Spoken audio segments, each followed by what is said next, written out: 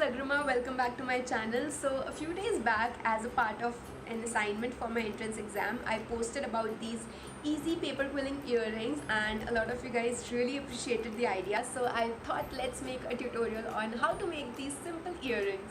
You will need quilling strips, earring hooks, open eye pins, fevicol, a pair of scissors, quilling needle tool and a clear nail paint.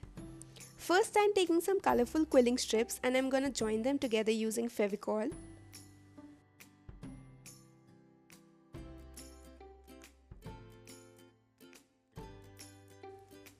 So here I have joined a lot of colors. You can stick to one color if you want. And now I'm gonna roll this up using this quilling needle tool. This is absolutely optional. You can roll up the strips with your hands, but this obviously makes it a little easier.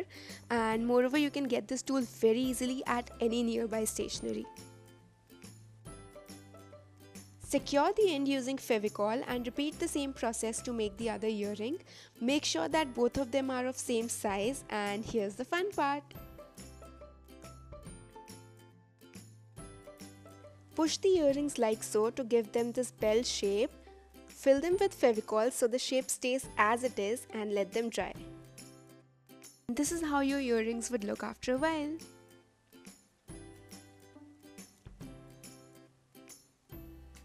Now take an open eye pin, push it through the center and bend it like so.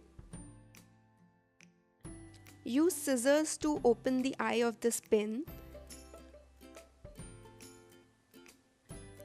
and attach the hook.